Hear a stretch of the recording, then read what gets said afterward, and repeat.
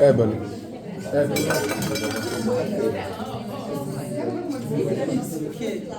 Celular. Vai dar? Tá gravando.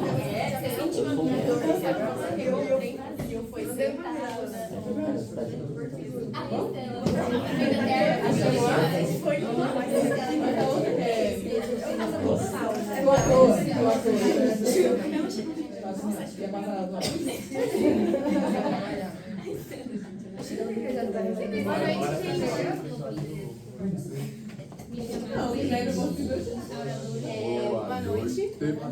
Somos Ana, Drummond e Ébano. E a gente vai conversar sobre o livro Brain Words, que vai falar sobre a introdução da inteligência artificial no mundo da educação e quais as suas. Como que isso interfere na nossa vida. Primeiro, falando sobre o autor, quem escreveu o livro foi o Salman Khan, que é o criador do Khan Academy. Não sei se vocês já utilizaram, mas eu já usei no ensino médio. O Khan Academy é uma plataforma.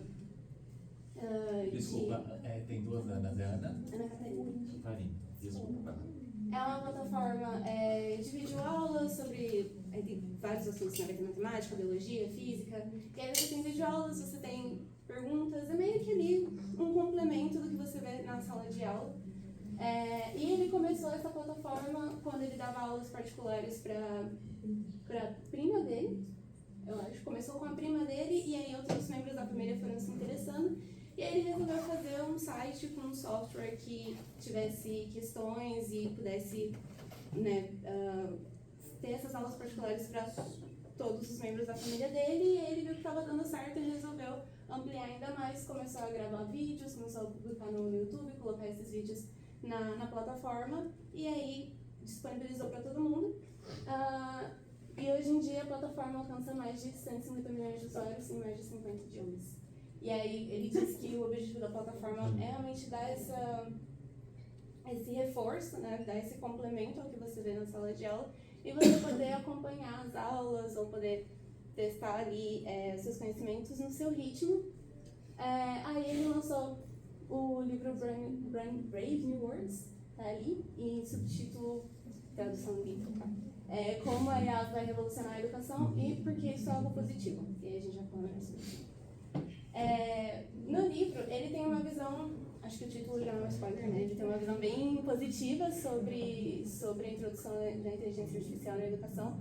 Ele vai falar sobre tudo, né? Ele conta pra gente que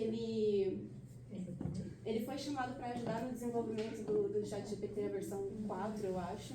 Que eles utilizaram o Khan Academy, a plataforma dele, para testar o ChatGPT, para testar as respostas, testar a veracidade do que o ChatGPT falava. Então ele acompanhou todo esse desenvolvimento, acompanhou o lançamento do ChatGPT, acompanhou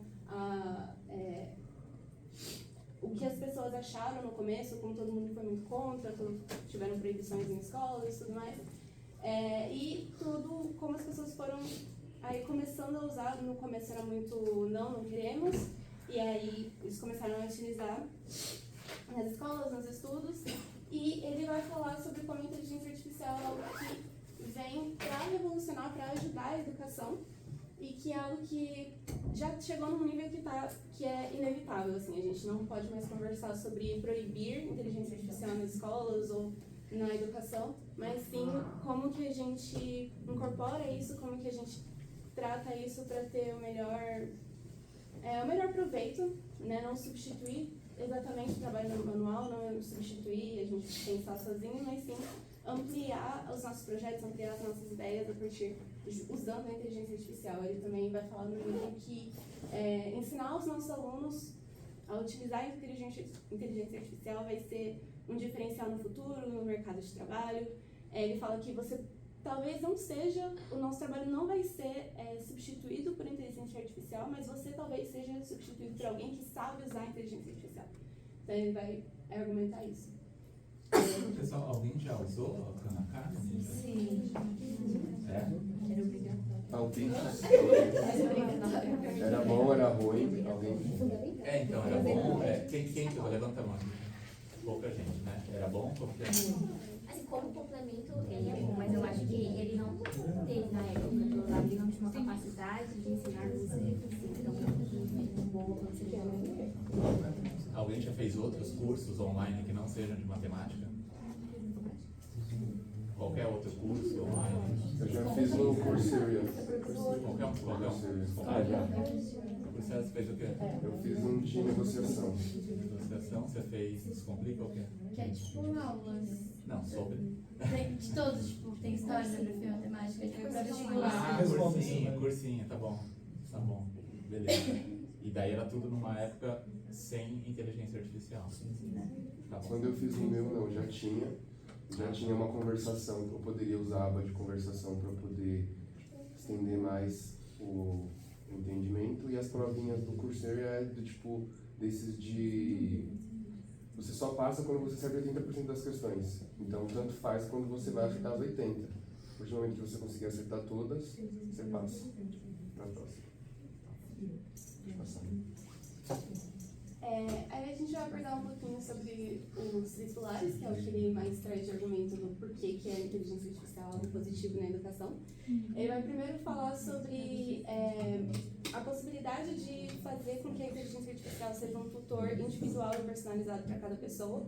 No ensino, né, da forma que a gente conhece, uma sala de aula tem muitos alunos, tem 30 para mais alunos, e um professor não vai conseguir ali prestar atenção em cada pessoa individualmente, ver quais são as suas dificuldades e dar ali uma atenção personalizada para você, para atacar exatamente as suas dificuldades.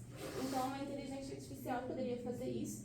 Você poderia conversar, fazer perguntas sem se sentir constrangido, por exemplo, como você se sentiria numa sala de aula, fazer perguntas, tirar as suas dúvidas, e aí a inteligência artificial acompanhar o seu desenvolvimento, acompanhar as lacunas de conhecimento que você está preenchendo,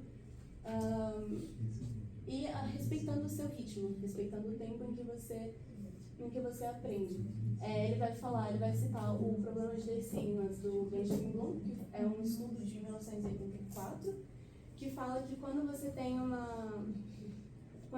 um estudo personalizado, quando você tem uma tutoria personalizada, você consegue superar o seu desempenho da sala, né, dos alunos que você está inserido, em até 2 desvios padrão no resultado da sala inteira. Ou 2 sigma, e que a inteligência artificial iria superar esse resultado desse estudo do Benjamin Bloom. E ele fala do Camigo, que seria a IA do Khan Academy. E aí ele fala sobre todo o desenvolvimento quando ele pensou, né, em colocar a IA na plataforma, e ele pensou em todos os conflitos, assim, ele tinha um pé atrás, assim, das mesmas coisas que a gente também tem. Então, se a IA vai dar a resposta direta para o aluno, não vai deixar ele pensar, se a IA vai fazer todo o trabalho pelo aluno, como que vai ser o estudo a partir disso. E aí ele dá o exemplo de que ele desenvolveu a IA da plataforma exatamente para não fazer isso, então para não dar as respostas diretas. Aí no livro ele mostra um exemplo em que o aluno vai fazer perguntas, e ao invés da IA da plataforma responder essas perguntas, ela vai devolver com outras perguntas, outros questionamentos para te guiar no seu raciocínio, e aí você chegar na resposta a partir disso. Aí ele fala também sobre alguns receios em que a gente não ia mais ter pensamento crítico, a gente não ia mais pensar por si mesmo, sim, a IA ia fazer todos os nossos trabalhos, ia desenvolver todos os nossos projetos pelo aluno, e que a IA que ele desenvolveu para a plataforma Khan Academy, na verdade ele vai falar isso nas inteligências artificiais, no geral, quando é utilizado exatamente no sentido para a educação, que elas devem ser desenvolvidas com transparência nos processos, para exatamente que essas coisas não aconteçam, para que a IA não substitua, não dê direto a resposta para a pessoa e ela possa pensar por si só. Também prestar bastante atenção, tipo, quem está desenvolvendo, né, em quais são os dados que são colocados ali, né, para não correr risco daí a dados errados para os alunos. E ele também vai questionar, assim, o quanto a IA está mudando, assim, aquilo que a gente já pensa, aquilo que a gente já tem denominado como certo, né? Então, a IA está trazendo novos debates sobre plágio, sobre cola, sobre copia e cola. O argumento que ele vai trazer é o seguinte: quando a gente está fazendo um trabalho, quando você está fazendo um projeto, e você pergunta para um professor, para um colega, mostra o seu trabalho para o colega e fala: olha, você pode me dar uma ideia, você pode me dizer o que você acha, o que eu melhoro aqui? Isso é pedir ajuda externa para você completar o seu trabalho. E aí, se você faz isso com IA, se dá o seu trabalho para IA e fala: o que você acha que eu podia melhorar aqui? Isso também é pedir ajuda externa. Então, tipo assim, meio que no argumento dele, isso seria a mesma coisa, sabe? Então, a gente introduzia dessa forma, óbvio, não pedir a resposta da IA, mas pedir ajuda da IA, seria a mesma coisa que pedir ajuda de um amigo, pedir ajuda de um colega. Ele também vai falar sobre como isso ajudaria no trabalho dos professores, então os professores poderiam prestar menos atenção em tarefas administrativas e focar mais na troca que eles têm com os alunos, focar mais em passar mais tempo discutindo questões com os alunos. A IA poderia ajudar também o professor a entender o desenvolvimento e o crescimento de cada aluno dentro da matéria, dentro dos assuntos. E para os alunos seria tornar o aprendizado mais imersivo. E aí ele vai falar sobre, de novo ele vai trazer o exemplo da IA que ele bolou para a plataforma. E aí ele vai dar o exemplo do Jay Gatsby, que é o personagem do livro Grande Gatsby. E aí, se tiver um aluno estudando isso, por exemplo, ele pode pedir para a IA conversar com ele como se a IA fosse o personagem. E aí o aluno pergunta: olha, quando você fez isso no livro, o que você quis dizer? O que estava por trás disso? E aí a inteligência artificial ia conversar como se fosse o personagem e dar mais insights sobre o livro para que o aluno pudesse analisar. E aí esse seria um aprendizado mais interessante, mais imersivo, faria a pessoa... deixaria a pessoa mais interessada em aprender e estudar tudo. Então, gente, a Ana acabou de explicar basicamente todo o livro nesses poucos slides. Sim, e isso foi bem interessante porque o livro ele se apresenta de uma forma muito interessante na introdução, só que se descobre depois que é muito mais um saudosismo desse próprio Kahn, na ideia dele, na empresa dele e nas implicações dessa ideia, do que realmente um aprofundamento da discussão.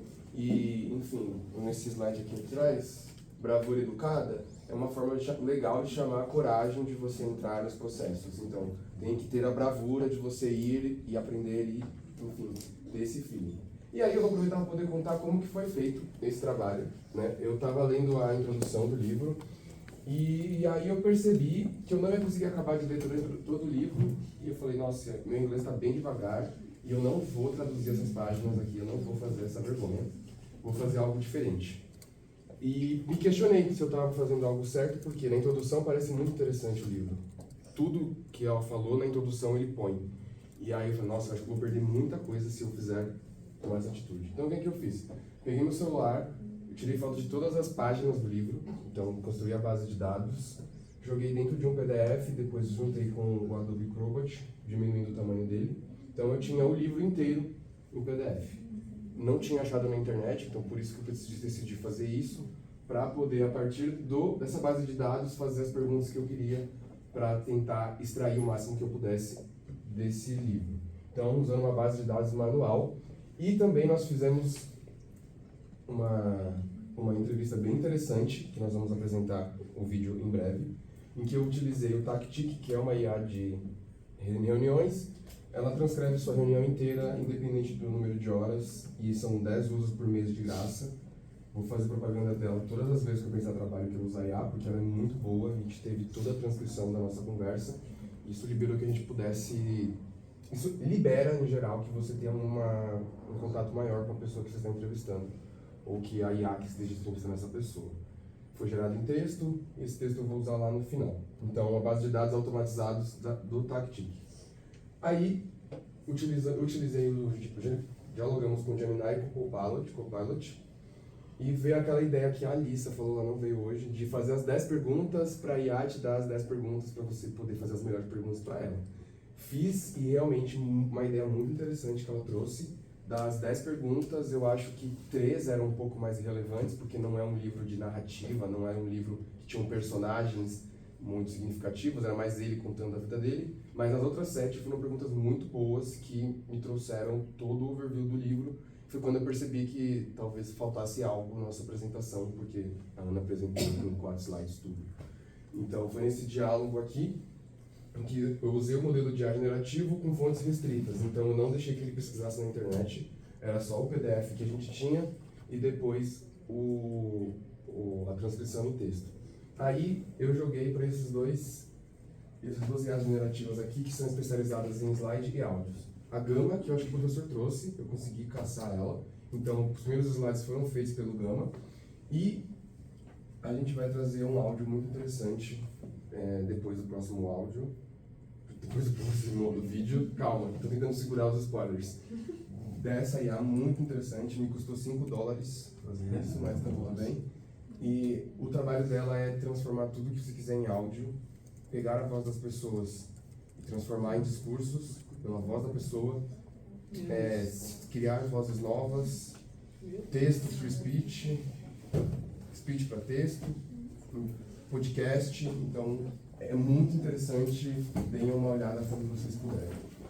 Aí no final fiz edições de vídeo com o Clipchamp, que é a plataforma da Microsoft de edição amadora de vídeos, muito legal, mas eu tenho uma crítica a ela, que vai vir no final depois, mas vou adiantar. E o Edits do Instagram é um aplicativo de edição muito bom, muito prático para o celular.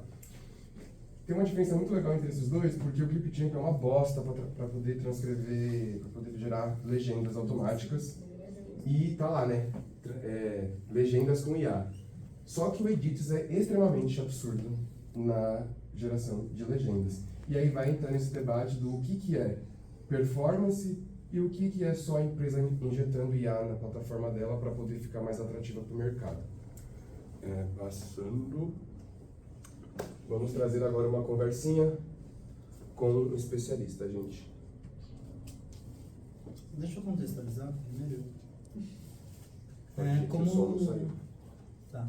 Como o Drummond apresentou, o livro ele basicamente é uma síntese de uma ideia revolucionária que o autor teve na área de educação, então ele vendendo a própria metodologia, a própria ferramenta e a própria plataforma que ele desenvolveu.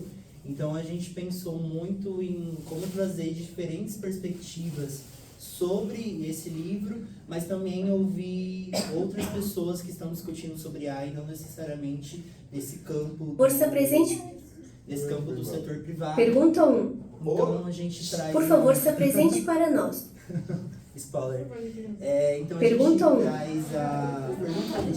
a gente traz a Thaís. A Thaís, ela é formada em Relações Públicas, ela também é fundadora do Instituto Suma Uma. O Instituto Suma Uma é uma organização do terceiro setor que faz pesquisa sobre pessoas negras, indígenas e periféricas e utilizam da tecnologia para fazer essas pesquisas e trabalhos no mercado como um todo. Aí a gente também usou algumas metodologias da aula do Nassar de como fazer perguntas e melhor as entrevistas. Aí a gente vai passar o vídeo. Por favor, se apresente para nós. Nome, idade, o que fez na graduação, o que desenvolve seu trabalho e faz no Instituto Suma Uma. Bom, primeiramente, muito obrigada aí pelo convite de participar dessa conversa aqui com vocês. Eu sou Carlos Oliveira, tenho 35 anos, eu nasci na cidade de Guarulhos, atualmente eu moro em São Paulo. Eu sou Relações Públicas de Formação, sou mestre e doutora de Ciências Humanas e Sociais pela Universidade Federal da ABC. E lá eu pesquiso tecnologia com intersecções de raça e gênero. No mestrado eu pesquisei sobre afroempreendedorismo e internet. E no doutorado eu venho pesquisando sobre soberania digital e participação social, principalmente a partir da contribuição de povos de matriz africana e de DI. Acho que é isso. Agora, pensando em comunicação e tecnologia, como você enxerga o uso de inteligência artificial na área de comunicação? Você a utiliza em seu trabalho? Na área de inteligência artificial é uma tecnologia que está presente no cotidiano das pessoas e é uma das tecnologias que não tem como não utilizar, né, no sentido de que, mesmo que algumas pessoas sejam contra, é uma realidade e precisa lidar com essa realidade, nem que seja pelo olhar da redução de danos. Né? Aqui a gente não utiliza, a gente evita ao máximo utilizar a inteligência artificial, principalmente porque as nossas pesquisas são pesquisas do ponto de vista crítico e do ponto de vista dos impactos sociais e dos danos sociais que o avanço das tecnologias trazem. E inteligência artificial e todas as suas aplicações trazem diversos danos, tanto para grandes grupos sociais, né, como por exemplo a gente tem falado muito também sobre reconhecimento facial, utilização dessas tecnologias de segurança pública, que são ferramentas que têm sido utilizadas para ampliar e apenas renovar opressões, né, e violências que já existem, sobretudo pensando em grupos marginalizados. Tem a problemática desse uso, digamos, sem autorização, né, dos conteúdos que estão disponíveis na internet. Então, vou fazer um prompt aqui para a inteligência artificial me ajudar a fazer um texto. Daí ela vai consultar textos de profissionais, de pesquisadores, de jornalistas, e essas pessoas não são remuneradas, sequer mencionadas enquanto fonte, né? Verdade, tem uma coisa chamada Wi-Fi, né?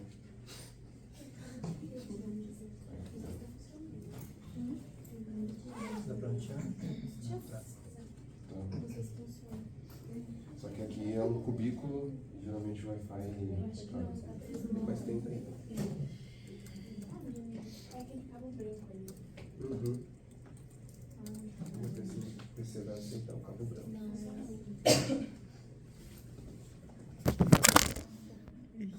Eita.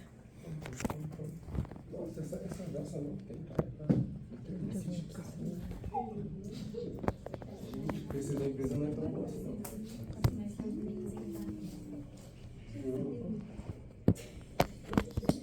Eu esbarrei nesse celular. Será que dava? Acho que eu esbarrei. Mas você devia ter um maior.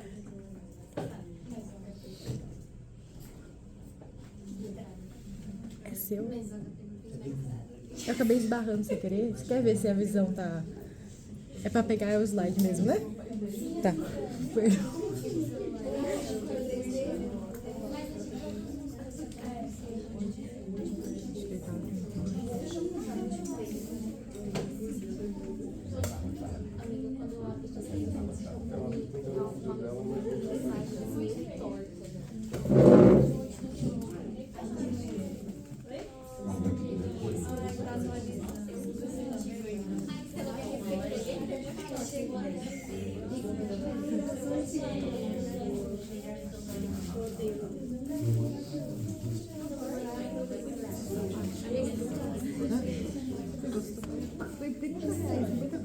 Por isso que eu comendo.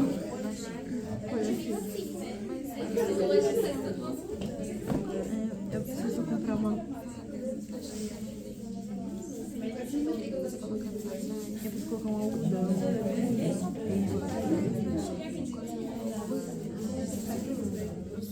Eu preciso comprar aquelas meias invisíveis, porque eu comprei meia de sapatilha e fica parecendo, né? Fica feio. É, mas precisa uma Então, grandes grupos sociais, né, como por exemplo... Gente, conseguimos tratar aqui o canal.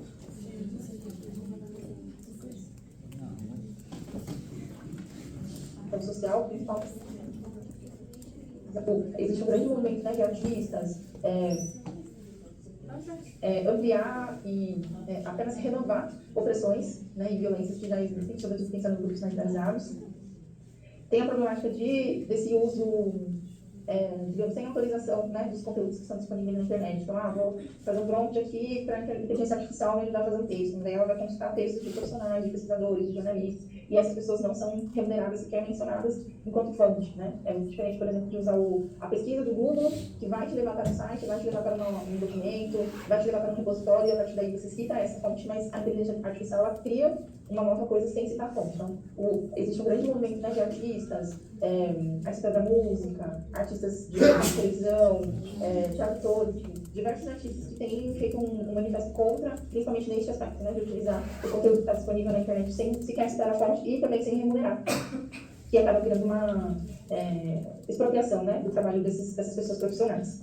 E acho que no campo da comunicação também, eu acho que é possível utilizar algumas ferramentas para ajudar, para otimizar tempo e tal, mas o que se tem visto também é a criação de comunicação ou consulta estratégica da inteligência artificial, que não é nem inteligente nem artificial, né? É isso, é uma cópia de todos os conteúdos que foram disponibilizados na internet ao longo de todos esses anos, né? Então, é muito perigoso a gente entregar na mão dessa ferramenta, né, as nossas decisões, as nossas estratégias. A gente tem visto muitas notícias também de pessoas que têm consultado psicologia, né, ter feito terapia, inteligência artificial e outros tipos de consultas que são muito determinantes para a vida casos de suicídio, né, que a inteligência artificial recomenda suicídio, né, principalmente de jovens. Então, assim, do meu ponto de vista, eu acho que a gente tem muito mais problemas e que a gente precisa, ao mesmo tempo, trabalhar com a educação midiática e a educação tecnológica para que as pessoas tenham acesso a essa tecnologia de forma menos danosa.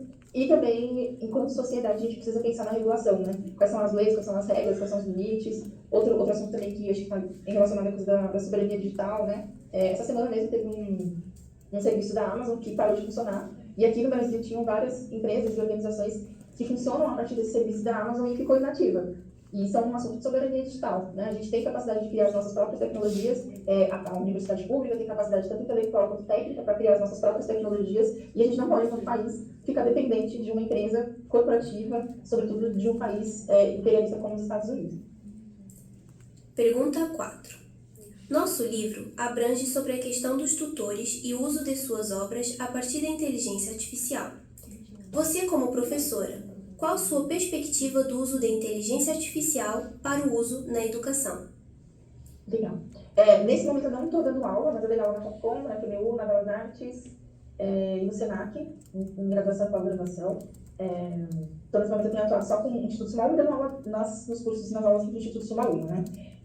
Eu acho que a IA pode ser uma ferramenta auxiliar para os professores, mas eu acho que a gente tem que dar alguns passos para trás nessa reflexão e pensar em como a valorização do professor não é correspondente ao tamanho de responsabilidade e trabalho que os professores têm, né? Os professores são profissionais extremamente importantes para o desenvolvimento da sociedade, desde dos professores de ensino infantil, ali a fase da adolescência, os adultos na graduação, pós-graduação, os professores são extremamente importantes. E a gente vem de um contexto em que o professor não é valorizado. Eu digo isso porque me preocupa colocar muita esperança numa ferramenta tecnológica para suprir uma necessidade que é muito mais sobre direitos, né? Sobre direitos e valorização profissional dos professores, né? Então, antes de implementar uma inteligência artificial para ajudar os professores, será que os professores estão sendo devidamente remunerados? A hora-aula é justa? O piso salarial está sendo cumprido? A sala tem um número de professores adequado, né? A gente tem um contexto de salas que são imensas, tem 100, 80, 120 alunos.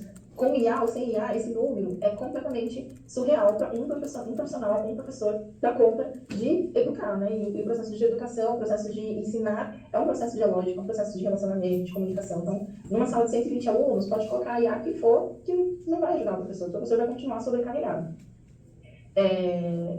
E também me preocupa a utilização dessas ferramentas pelos alunos, né?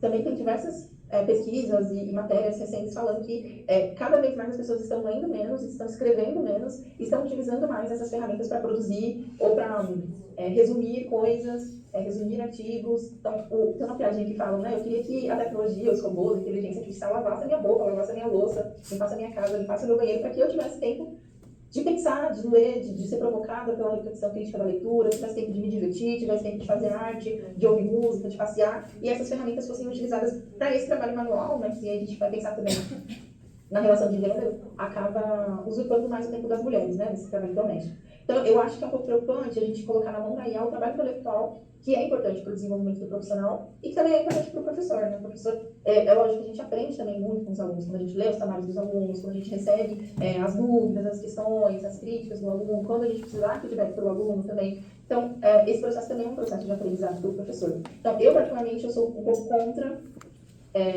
essa ideia de ter uma mentoria baseada em inteligência artificial, quando a gente precisa resolver outras coisas anteriores, sobretudo de valorização dos professores, né? Oi, gente, só para finalizar, é um pouco difícil assistir muito tempo de vídeo, né? A gente não está mais acostumado com isso. Mas a gente trouxe ela, a gente não tinha certeza se ela teria uma posição tão crítica assim, mas muito interessante porque ela diz totalmente o contrário do que a gente viu no livro. Então, para além do saudosismo, para além das especulações, trazer uma outra especialista que trabalha com o pensamento crítico das IA, até por isso que ela falou que não pesquisa com IA, porque está fazendo um trabalho de crítica a ela.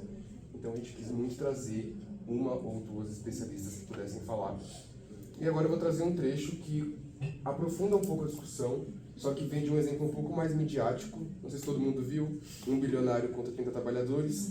A lapada que ele vai tomar desse cara aqui. De pele, de gênero, de legal, eu posso personalidade. dividir o meu conhecimento com você aqui. Perfeito. Você acha que você vai me ensinar a ser milionário? Olha, Eu posso te ensinar a ser milionário. Eu não sei se realmente você vai conseguir atingir esse resultado. Eu não posso te garantir isso. Não é vendendo curso nem fazendo pirâmide. Pirâmide não, mas... Pirâmide não. Perfeito. Mas vendendo curso é uma possibilidade. Então, mas eu vendo, por exemplo, curso de inglês há 30 anos. Muito bom, mas não foi isso que te deixou rico, eventualmente. Foi. Não foi vender para uma empresa maior que tinha uma projeção de capital Não, eu já tinha especulativo? mais de 80 milhões de lucro por ano quando eu vendi para cima. E por que as outras pessoas que vendem cursos assim não estão ricas? Elas são incompetentes? É uma questão de performance. É uma questão de performance. Então 300 pessoas são competentes e 150 milhões de brasileiros não. Eventualmente eu vou te dizer que... Vocês ouviram? Não. A gente... Eventualmente... A gente é incompetente ou eu posso terminar de falar? Eventualmente, uma pessoa precisa aprender. Você faz o quê, por exemplo? Eu sou professor. Você é professor de quê? Sim, de geografia. Você é professor de geografia. Eu não conheço nenhum professor de geografia que ficou rico. Nem eu. Mas eu conheço professor de inglês que ficou rico. Eu conheço professor de biologia que ficou rico. Dando aula? Dando aula, inclusive é meu sócio, inclusive hoje. Não é? Ele é professor de biologia. Não é? Obviamente criou uma plataforma agora de preparação para Enem, é uma das coisas. Plataformização da educação, é o que está baixando o nosso valor de hora-aula. Para colega, né? Obrigado pela honestidade. Hora de dormir. Gente, tá ficando escuro minha tela porque é hora de descansar os olhos. Mas trouxe também essa parte porque é isso, né? Quando a gente entra nessa ideia de tutoria e de multiplicar o número de alunos num nível exorbitante, entra no exemplo que o professor deu, do tipo, tem uma faculdade focada em IA, que aí vai trazer mercado de trabalho, só que se tem 10 mil alunos, vai ter mercado de trabalho que vai conseguir absorver. A partir do momento que passam de 100, a eficiência chega em um número tão alto que não tem mais demanda para essa oferta de eficiência. E aí acaba entrando também aqui, porque se ele faz uma plataforma, significa que muitos professores que poderiam dar aula presencial não vão dar, porque a plataforma está conseguindo ultrapassar essas barreiras.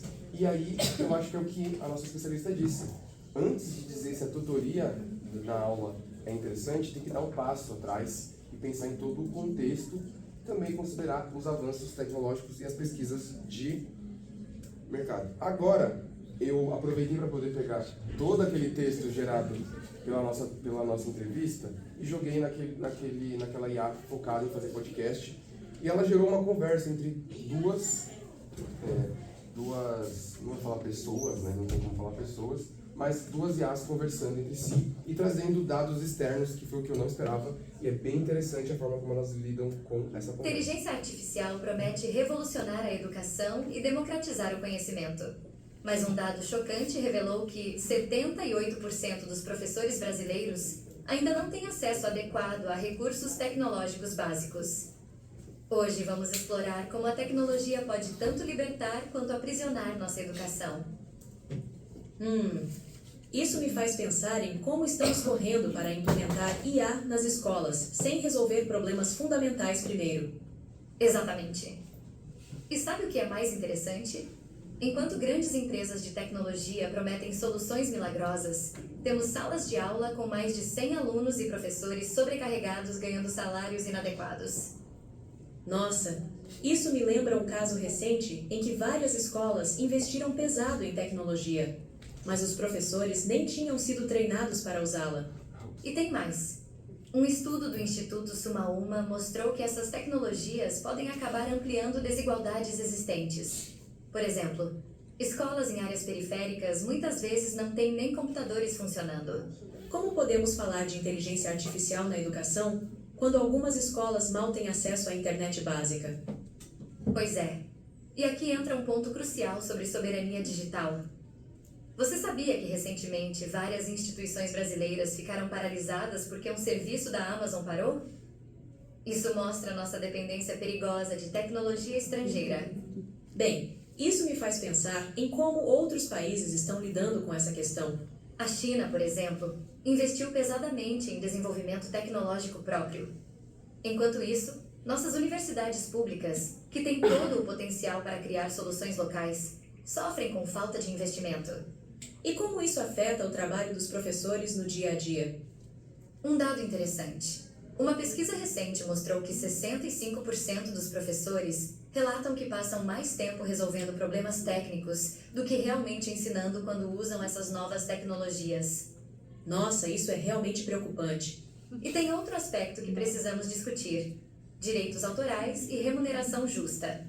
A IA está sendo treinada usando conteúdo de diversos criadores, incluindo material didático de professores, sem autorização ou compensação. Parece que estamos repetindo padrões coloniais, mas agora no mundo digital. Exatamente. E sabe o que é mais surpreendente? Estudos mostram que estudantes que dependem muito de IA para tarefas acadêmicas têm uma redução de 30% na capacidade de pensamento crítico. Então, no fim das contas, a tecnologia pode estar nos tornando menos capazes de pensar por conta própria? Bem, é como uma especialista em educação disse recentemente. Seria muito melhor se a IA nos ajudasse com tarefas mecânicas, liberando tempo para atividades que realmente desenvolvem nosso pensamento crítico. E como isso se conecta com questões de gênero e raça? Um dado importante: 73% dos profissionais que desenvolvem IA são homens brancos de países desenvolvidos. Isso significa que os vieses e preconceitos existentes acabam sendo reproduzidos na tecnologia. Então precisamos diversificar não só quem usa, mas quem cria essas tecnologias. Exato. E aqui entra um ponto fundamental sobre educação midiática. Não basta ter acesso à tecnologia. Precisamos formar pessoas capazes de entender e questionar como ela funciona. E quais seriam os primeiros passos para mudar esse cenário? Bem, especialistas sugerem 3 ações principais. Primeiro, valorização real dos professores, com salários dignos e condições adequadas de trabalho. Segundo, investimento em desenvolvimento tecnológico local. O terceiro, implementação de educação midiática desde o ensino fundamental. Parece que voltamos à questão básica de valorizar a educação como um todo. Sim, e isso nos leva a uma conclusão importante. A tecnologia pode ser uma ferramenta poderosa, mas não é uma solução mágica. Precisamos resolver questões estruturais primeiro. E o que podemos esperar para o futuro? Olha, as previsões indicam que até 2025, 75% das escolas brasileiras terão algum tipo de IA implementada. A questão é: estaremos preparados para usar essa tecnologia de forma ética e eficiente? Parece que temos muito trabalho pela frente. Sem dúvida. E para encerrar, deixo uma reflexão. Não podemos permitir que a busca por soluções tecnológicas nos faça esquecer do elemento mais importante da educação: o humano.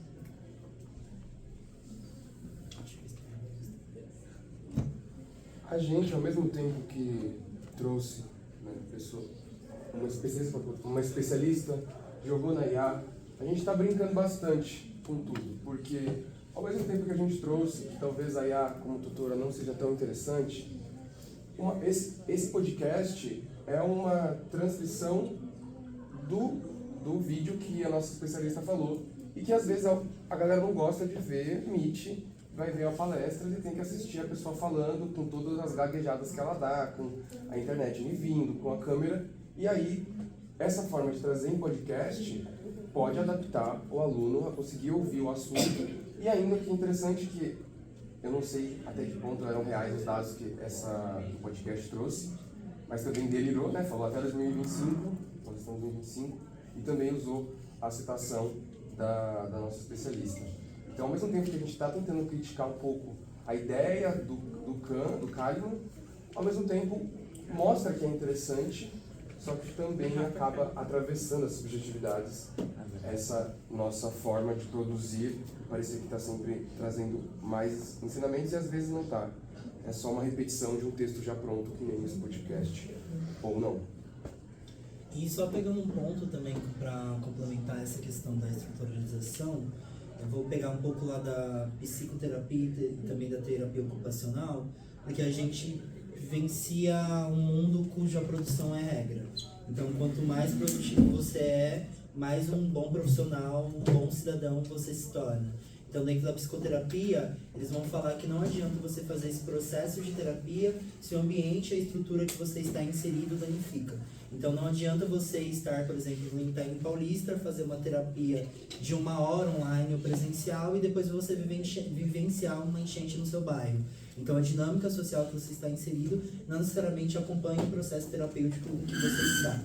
Então, dentro não somente desse livro, mas de outros que foram trazidos, a gente vê muito essa questão do progresso acima de todas as coisas. Então, trazem a tecnologia e o uso da inteligência artificial para otimizar os nossos processos, para a gente ter mais tempo livre, menosprezando determinadas estruturas sociais. Então, a gente pode trazer, por exemplo, a inteligência artificial para a Universidade de São Paulo, que pode ser usado, por exemplo, para pensar no plano logístico de como melhorar a circulação e mobilidade dos circulares, para que a gente não pegue ônibus tão cheios e a gente chegue aqui estressado, mas também é uma discussão de será que para a reitoria ou para o governo do estado o uso da inteligência artificial realmente é para melhorar a nossa vida enquanto estudante, enquanto professores, ou é só uma forma de privatizar mais a universidade para gerar lucro para grandes empresas?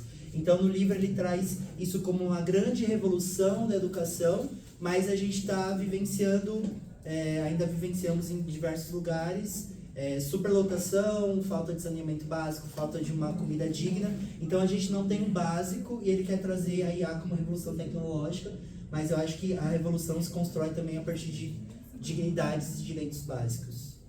Eu até coloquei algumas perguntas que foram levando o meu pensamento. Primeiro, até que ponto o modelo de IA é útil ou não passa uma funcionalidade inflacionada para gerar valor econômico?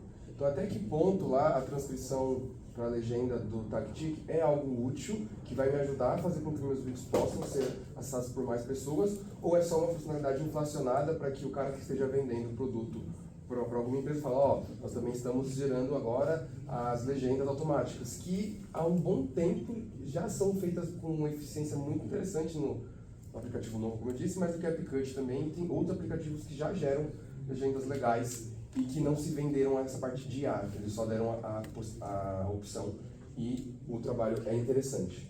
Eu também trouxe aqui, o autor entende a educação em uma posição de performance sem considerar pesquisas sobre adaptação aos avanços tecnológicos, acabando com as subjetividades. Então, faltou um I ali. Então, ele está trazendo, que está aumentando a possibilidade de conversar com Shakespeare, com Sócrates, com o seu professor, até tem a brincadeira ali, mas será que todas as pessoas vão estar conseguindo se adaptar a esse modelo? Ou é aquele dilema do presencial com o remoto? Então, muitas pessoas não conseguem lidar com o remoto, assim como podem não lidar com um tutor. E trouxe até um questionamento ali sobre esse discurso que coincide, A gente teve muitas aulas do professor trazendo uma visão mais puxada pelo otimismo pelo mercado, e que se a gente acaba indo, nós perdemos a nossa capacidade crítica. Pelo menos na minha opinião, quando eu falo com o grupo, nós tivemos um desfalque na aula de ética, tá? Eu sou bem crítico à aula que nós tivemos de ética, porque a gente acabou analisando muito cada campanha, se foi ético ou não, se o Burger King ter colocado o Kid Bengala foi ético ou não. Mas talvez tenha faltado a discussão do que é o ético ao longo do tempo. E, infelizmente, isso é a partir de livros muito extensos e não analisando só as campanhas. Porque eu imagino que a gente analisar campanhas e falar se é ético ou não vai interferir exatamente no momento que nós estivermos tocando essas campanhas. Porque é aquilo. A gente pode até se considerar culpado com o que já aconteceu. Mas muitas crises vão acontecer e, às vezes, eu imagino que você ter uma noção maior de ética e o crescimento da moral no mundo é mais interessante e traz a criticidade. Então, como a gente pode ter essa gestão de relacionamento, que foi o que o professor perguntou na aula passada, por que os LPs deveriam tocar a IA? Então, essa é a pergunta. Sem a criticidade, como que a gente vai assumir essa gestão de relacionamento? Então, saber como usar um Big Data, uns LLMs, software, plataformas e aplicativos para poder colocar dentro das nossas organizações e as demais componentes de IA. Massa. Aí a gente já está finalizando, mas aqui foi uma brincadeirinha que o Drummond colocou. Teve uma aula que eu coloquei assim, como agradar o professor Diego Cerise, foi uma brincadeira, mas pensando também que a gente aprende desde o primeiro ano que uma das definições de ser relações públicas é ser o elo entre as organizações e ser o elo entre as pessoas. Então, uma característica que a gente trabalha é imagem, identidade, mas também performance. Então, como que dentro de uma performance, enquanto estudante universitário, eu consigo impressionar o professor Diego Senise?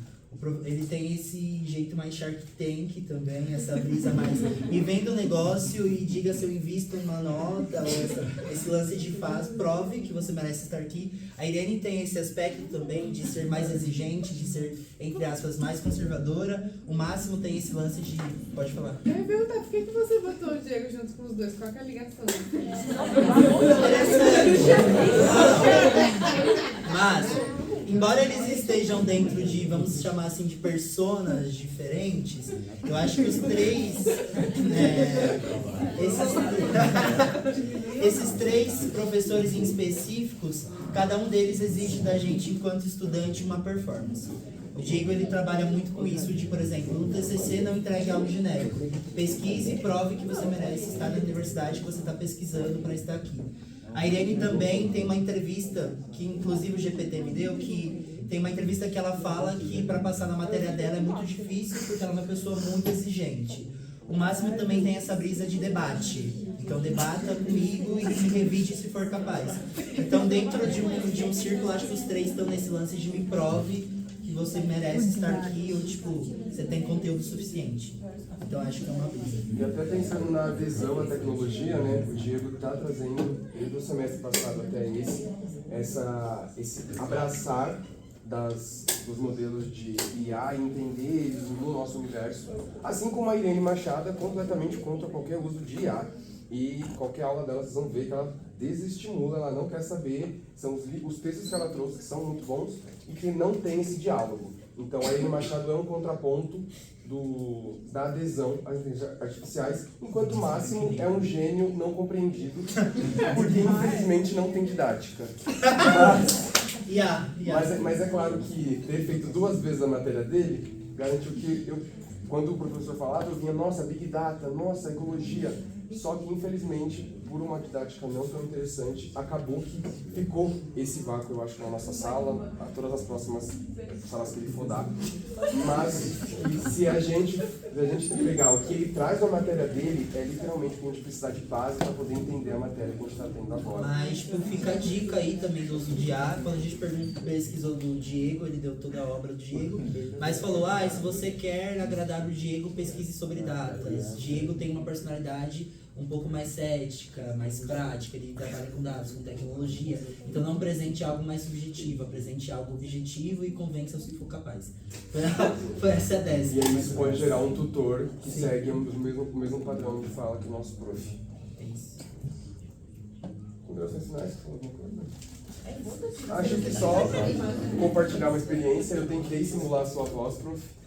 E aí, eu não vou lembrar o nome do negócio, mas o modelo, né, ele fala assim, grave até 1 minuto de fala da pessoa que você quer simular a voz. Peguei, seu Memórias Arcanas, mentira, tava horrível o áudio, mas eu peguei uma entrevista sua com algum cara aí, tem 2 no YouTube.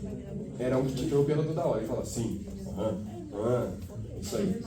E me deu raiva porque eu não consegui extrair muito o áudio. Mas eu peguei e joguei, e aí é o que entra na nossa discussão ética. O aplicativo dizia assim, eu assumo que tenho todas as permissões legais para poder utilizar a voz dessa pessoa. Eu cliquei, mesmo não tendo, fins acadêmicos.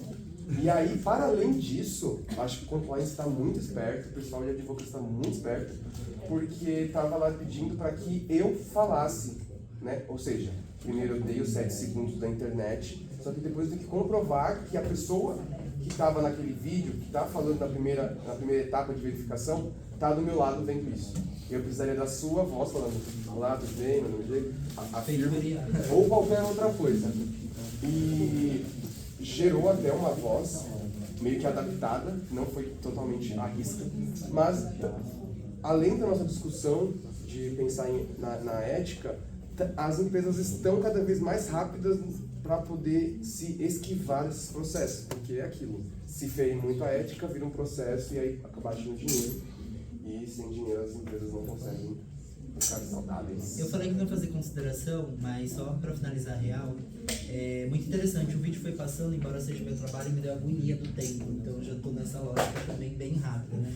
Mas eu acho que, de determinada forma, também, o autor ele subestima a capacidade humana de lidar com suas relações e sua produção intelectual. Porque eu sinto que relações públicas trabalha muito com, vou colocar um termo em inglês, que é o feeling, né? Essa capacidade rápida, principalmente quem trabalha com produção de eventos ou gestão de crise, que tem que ter esse pensamento muito rápido. E eu me peguei usando o ChatGPT para pensar determinadas coisas no meu próprio trabalho, que antes eu conseguia desenvolver em um curto período de tempo a partir de experienciações.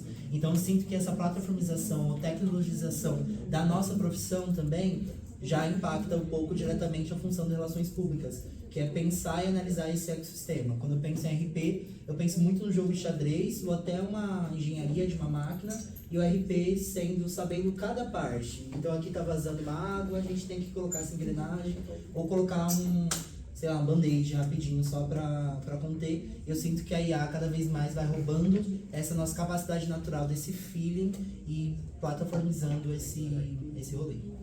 E a última consideração que eu colocaria, eu esqueci de colocar o slide que o professor apresentou, mas todo mundo deve lembrar.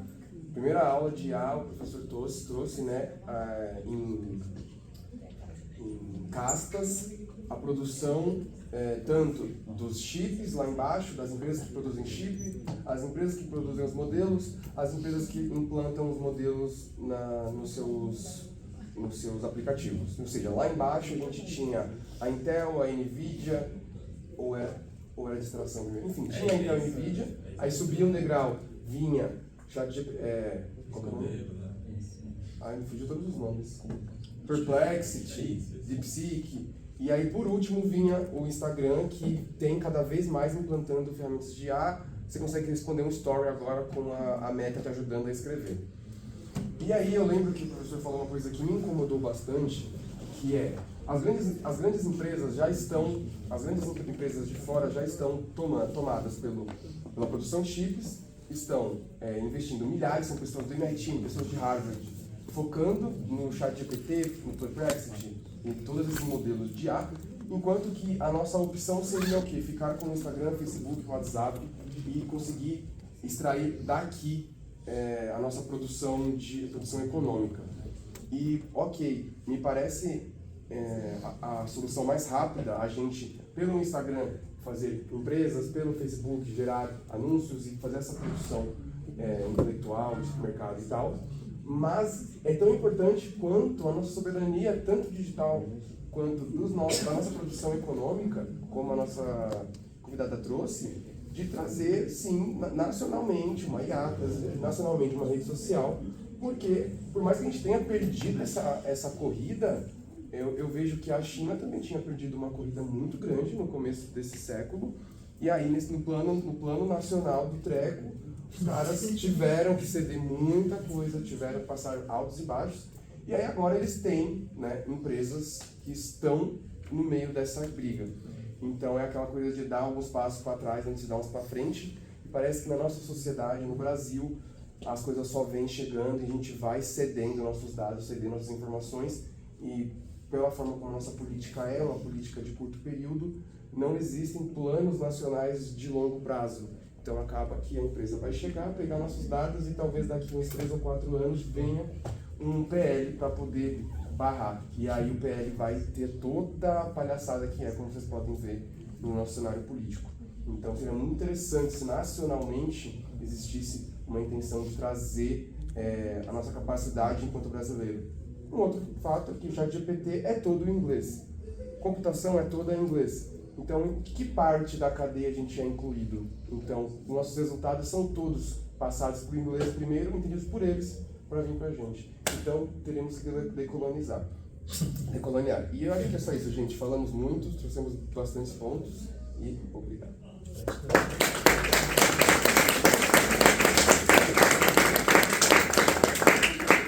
Comentários, dúvidas? Dado tudo isso que vocês falaram, que, assim, pensando de forma prática, assim, pode ser experiência de universidade ou de ensino médio, o que vocês acham que poderia ser feito de bacana para a IA ajudar e não atrapalhar? Enfim, porque o começo falou bastante sobre as coisas que ele dá de ideia, né? e depois veio tudo o restante. Mas assim, se a gente for pensar coisas práticas, assim, de o que veio à mente de vocês? A gente está vivendo experiência de aula como acontece há séculos, né? Professor, aluno, cadeira, e um objetivo diferente do que vocês tinham no segundo, terceiro colegial, e aí a IA está como potencialidade aí para o bem e para o mal, né? Em diferentes contextos. O que vocês acham que poderia rolar que seria bacana, que aponta para um futuro melhor? Eu também fiquei pensando nisso quando eu estava lendo, quando eu estava fazendo trabalho, porque realmente, como eu falei, o autor ele tem uma visão muito positiva, muito otimista de que magicamente as empresas que fazem IA vão se importar muito com a ética, vão se importar muito, por exemplo, proteger dados dos alunos e fazer um IA que não vai te dar resposta, instigar para que você saia daqui mais inteligente. Quando isso vira uma questão de lucro, né, uma questão de você sair na frente e nossa, eu tenho a melhor plataforma.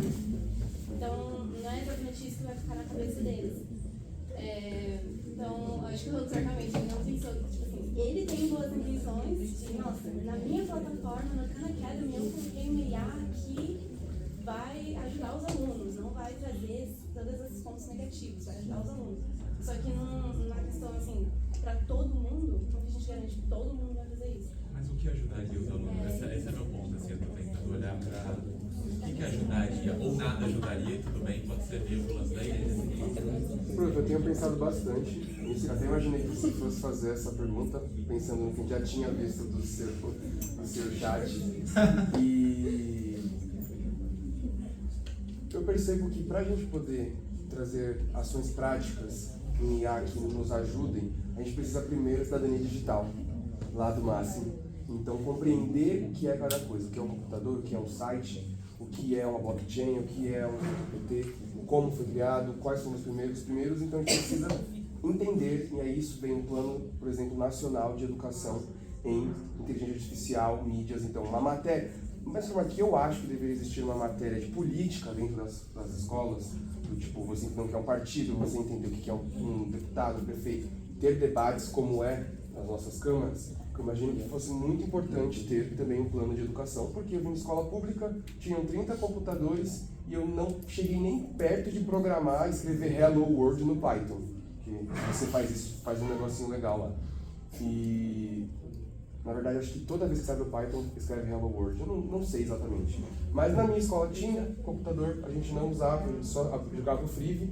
Então falta, né, praticamente esse plano de educação, que é como chegar práticas e execuções.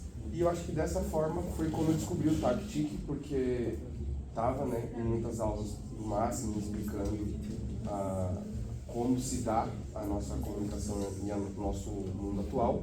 E aí eu comecei a pensar, caramba, realmente, como é que eu vou ter um apego maior com a pessoa que eu estou entrevistando se eu não preciso ficar digitando o que ela está falando? Será que tem alguma IA que faz isso? Aí eu fui lá, cacei a IA que eu precisava, foi legal, coloquei essa IA, e a partir desse momento eu precisei parar de fazer ata. Então eu tinha a minha troca com a pessoa no one-on-one, até meu grupo de Banco do Brasil, de quarta-feira, a gente ficou 2 horas conversando com nossa fonte de informações, porque exatamente não precisava fazer ata, não precisava anotar, por mais que as pessoas têm liberdade de fazer anotações, porque eu acho que essa é a ideia, né? Você traz a ferramenta, um agente, mas você deixa que a pessoa que está nessa entrevista faça ou não as anotações. E no final, estava toda a transcrição da nossa conversa, e aí a gente poderia fazer prompts para que isso gerasse resultados. Então eu acho que é isso, é a criticidade, é trazer o ensino para que a gente entenda o que é, para poder utilizar da forma que a gente acha não ético e moral, e responder em cima disso, conforme exageros e aceitos. Pensando em políticas públicas assim, bem realistas, Universidade de São Paulo e Prefeitura, eu acredito que como gestor o básico mesmo seria, por exemplo, Universidade de São Paulo, no concurso público você precisa estudar sobre inteligência artificial e provar dentro do vestibular do concurso que você faz que você adquiriu tanto conhecimentos teóricos quanto conhecimentos práticos para você ingressar na universidade como docente. Pensando, por exemplo, na prefeitura, implementação nas escolas, seria o que eles fazem com essa nova reforma do ensino médio. Então, por exemplo, precisamos de novos empreendedores, pessoas que pensem no mercado de trabalho do futuro. Então você coloca na eletiva inteligência artificial, ou você coloca tipo assim, já tem os professores que são mais velhos, então a gente vai estar 1 ano, 6 meses de letramento digital. Então pensando de forma prática para conter um dano que vai mais ou menos melhorar a coisa, então de forma prática. Mas pensando enquanto estrutura, eu acho que a gente tem um modelo de educação bem construtivista. Então você passa 15 anos estudando, você vai ingressar na Universidade de São Paulo, vai passar em uma grande empresa, vai virar linguista sênior ou vai empreender, e é basicamente essa a sua vida. Então a educação é a partir de uma construção. Você não vem para aprender ou para ter um pensamento crítico. Você vem para ser formulado e trabalhar numa grande empresa. Então, a gente está falando quanto que a USP ela tem ficado neoliberal, tem ficado privatizada. Tipo, a gente está aprendendo a como ser bons estagiários, operacional, funcional, não ter pensamento crítico e ganhar um salário mais do que mínimo, assim. Então, acho que, tipo, é isso. Tipo, as aulas, basicamente, de relações públicas têm muito isso. Como ser um bom profissional, como ter um bom LinkedIn, como performar, como ele traz, né? Como o bilionário traz a sua performance, e através da sua performance você ascende ou não na vida. Então essa é a minha visão mais realista de educação. Me dá até uma preguiça e tal, mas sendo realista é isso. Mas sendo otimista é tipo mudar essa estrutura de educação e a metodologia e didática que a gente utiliza na USP e na educação brasileira como um todo. Isso nem está tão longe, porque também existe a cultura de quem passa na USP sem saber. A pessoal chega achando que vai ter aulas de cursinho focadas no curso que elas escolheram.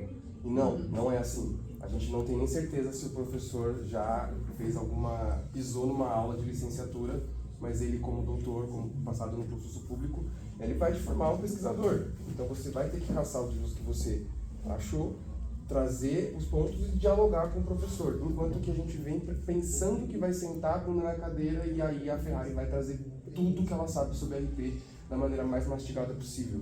E eu acho que essa quebra de expectativa ela é muito importante para a nossa falta de pertencimento ao academicismo. Porque se quebrou a expectativa, nossa, que aulas bostas, que professores que, nossa, legal, eles sabem fazer um concurso, mas não sabem dar aula, a gente perde a vontade de tentar continuar questionando, e a gente só quer passar, fazer bons trabalhos, fazer boas provas, conseguir uma multinacional que pague pra gente um espaço bem, e aí acabou o nosso trabalho dentro da universidade pública. Só que eu sinto uma pulsão de que não deveria ser assim, e que deveria nós estarmos ensinando as pessoas pobres a usar as inteligências artificiais. Na ECA só tem uma entidade que trabalha com pessoas da periferia, que é aqui do lado, qual que é o nome? Rosa dos Ventos, que pega as criancinhas para poder dar uma volta. Redigir também. Não é? Redigir. Boa, 2. 3. Tem mais uma? Tem a que você tá dentro, que é o pá, mas aí... Tô. Mas eu entendo, né? E falta essa iniciativa, esse trabalho da gente, caramba, a gente vai devolver todo o dinheiro que é investido aqui, trazendo ensinamento, trazendo softwares e as de comunicação para poder fazer com que as pessoas se emancipem. E eu acho que não tem isso porque justamente a gente já está descrente com a nossa graduação, muitas pessoas, não dizendo todo mundo. Porque é isso, são aulas chatas de noite, talvez a gente não devesse estudar de noite, porque só no Brasil está liberado isso, né? Em muitos países do norte é só de manhã e o estágio à tarde. E, enfim, é muito complexo. Eu estava lendo uma das vagas da empresa que eu vou entrar, e basicamente a descrição de estágio dos caras dos Estados Unidos e da Europa é totalmente diferente da nossa. Você olha e fala, caralho, não é só o dinheiro. Toda a descrição, o trabalho deles é de tarde, eles têm uma responsabilidade com a sua aula, eles já estão sendo colocados para poder pensar no todo. Então não é, você é bom de PowerPoint? Não tem PowerPoint nas vagas de estágio. É tipo, você quer trabalhar com sistemas integrados, você quer trabalhar com a produção de novos plásticos, né? Novos plásticos. Então, como é complexo pra caramba, e por isso que eu acho que a solução deveria ser de nós, nacionalmente, criar nossas plataformas e processos. Só vou fazer um comentário em cima do ponto do Edson, que eu achei muito bom, que é a questão do objetivo, né? Do porquê. Porque sempre que a gente fala de inteligência artificial,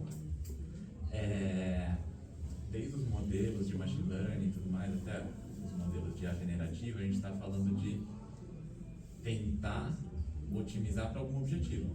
E quando o objetivo é muito óbvio, beleza? Só que quando a gente quer otimizar para fazer o objetivo final ser mais bem alcançado, a gente tem que ter um debate sobre o que é o objetivo. Na turma da manhã, quando apresentaram esse trabalho, foi um menino da educação, por acaso ele era da educação e depois foi fazer jornalismo e não sei o quê, e foi super bacana. Ele fez vários pontos que chegaram mais ou menos nessa sua última fala, e eu perguntei para a turma, de manhã são 5 pessoas, né? Eu falei, galera, mas qual que é o objetivo de vocês estarem aqui? Por que vocês estão aqui fazendo faculdade, gastando 4 anos da vida com aulas que não são legais? 100% de 5 é horrível, né? Mas assim, 100% para conseguir um emprego. Conseguir um emprego, ponto. Talvez se a gente fizer a mesma pergunta aqui, vai ser... Não vou fazer porque isso vai prolongar. Eu falei, gente, mas assim, o emprego vocês já tem meio garantido, né? Assim, bem formados, na USP, não sei o que, vocês vão conseguir um emprego, né? Não tem mais nada aqui que, por exemplo, a sua fala sobre emancipação, sobre felicidade, etc., estava 0 lá. Então, se o objetivo é conseguir um emprego, tudo que uma IA possivelmente colabore é para o objetivo final de conseguir um emprego, falando com qualidade de vida. Qual que é o meu ponto? Provavelmente, se a gente passar fora o emprego, um papelzinho para cada um de nós responder qual que é o objetivo. Porque quando você está no terceiro colegial, você quer passar no vestibular, então tá todo mundo olhando para a mesma coisa, né? E a regra meio que está dada, né? Mas dali para frente é meio diferente. Se eu passar um papelzinho, provavelmente, e inclusive para todos os professores, para coordenação, eu vou ter respostas, dezenas de respostas diferentes sobre qual o objetivo de vocês estarem aqui. O que é muito louco, né? Porque a IA, o cara da Khan Academy, ele dá exemplos otimistas porque, dado aquilo que ele criou, ajuda naquilo que ele criou, no objetivo daquilo que ele criou, e é muito claro, quando a gente vai um nível para fora da provinha da plataforma, que é o objetivo da plataforma, é que o aluno consiga acertar os 80% da provinha da plataforma. Quando essa resposta é menos óbvia, daí fica complicado, porque o pensamento de IA é sempre relacionado à otimização, né? Ele é sempre relacionado a te aproximar mais de um objetivo. Eu estava vendo, eu não sei se eu passei aqui, eu fui na aula da manhã, o professor da FAO, que foi curador da Bienal, Agnaldo Farias, passei aqui para vocês? Não? É um TED Talk, vejam, é incrível, ele é ótimo, fala bem pra caramba e tal. E ele fala assim, ele conta uma história que a professora dele lá de colégiozinho lia Guimarães Rosa, sentava e lia Guimarães Rosa para eles. E eles não entendiam nada e eles davam risada da cara da professora. E ela falava, é extremamente maio e ele pegou o amor. Turma, vocês entenderam? Ele pegou o amor. E daí ela se emocionava. E eles davam risada da cara dela porque não entendiam. Só que um dia ele ficou em casa meio perplexo sobre como essa doida pode estar tão encantada com algo que eu não entendo o que é. E ele foi lá e pegou para ler sozinho, que é a conquista de qualquer professor. Falou, caramba, ele vai ter vida própria para além da sala de aula. Pegou o livro e se apaixonou e mudou a vida dele. Ou seja, ele estava, e daí ele conclui que o papel da professora, que ele não lembra o nome da professora, mas o papel foi motivá-lo, muito mais do que ensinar técnica, foi motivá-lo a depois construir uma trajetória própria de estudo, sentando a bunda e lendo.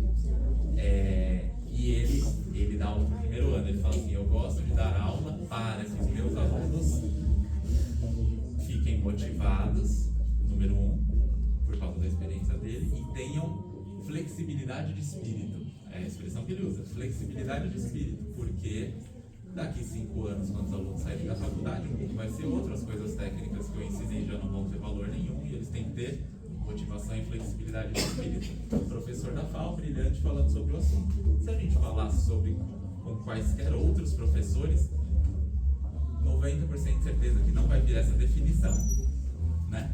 Então, é muito louco, né? Porque é muito complexo, porque cada professor tem um olhar diferente, provavelmente não alinhado, e a gente não recebe briefing de nada, né?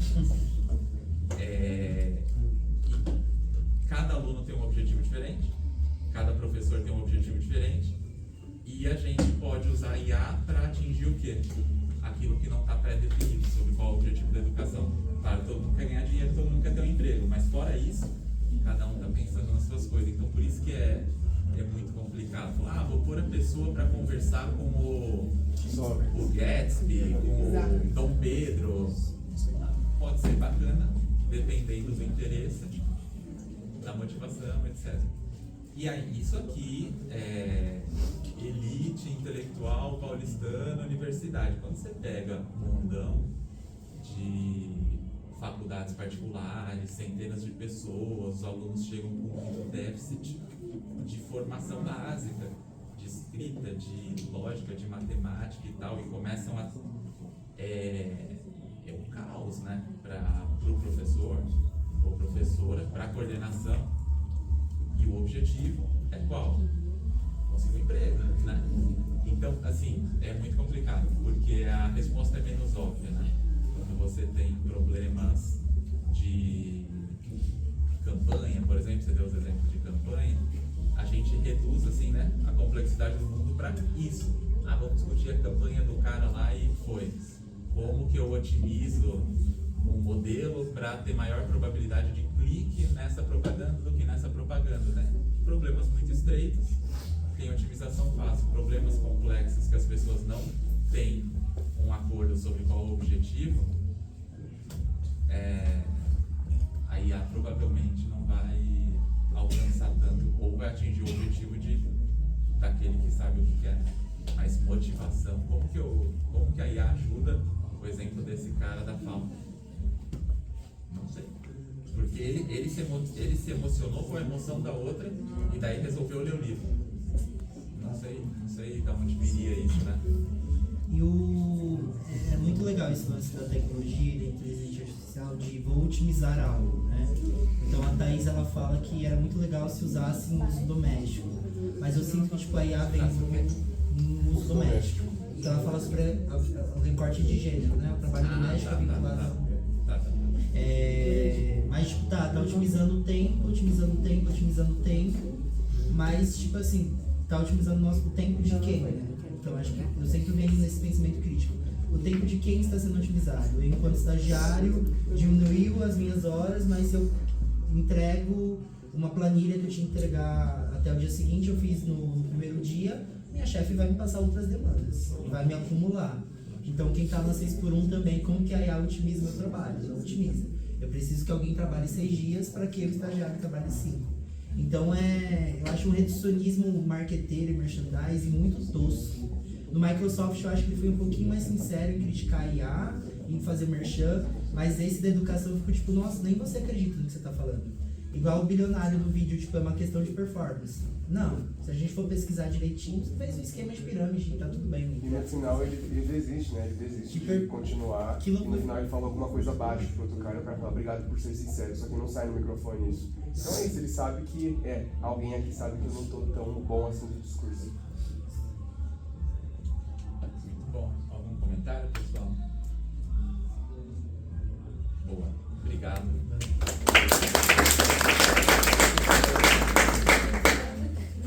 Vamos fazer a chamada. As pessoas que apresentaram já estão com presença aqui. Eu vou chamar só os outros. Beleza.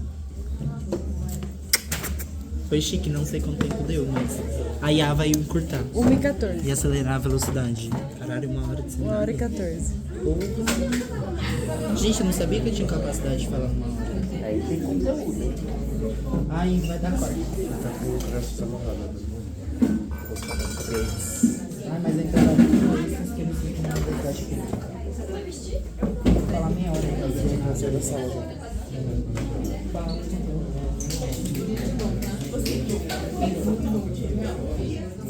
Vamos lá, pessoal. Emancipação. Eu falei, gente, de onde está pegando esses termos aí?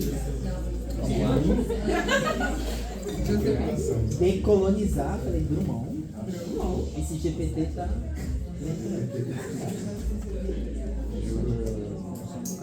O Gemini Pro. Bora. Acácio. Alexandre. Alissa. Duas. Ana Beatriz. Beatriz Hanser. Bruna. Daniele. Enzo. Giovana Vasconcelos. Giovana Vasconcelos. Gustavo. Heitor.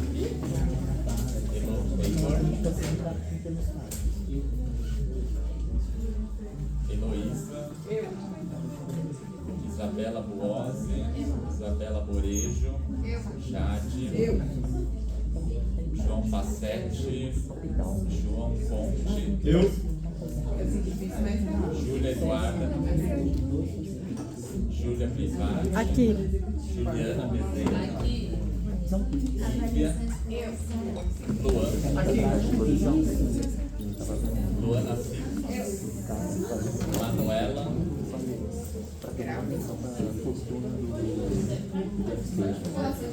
Maria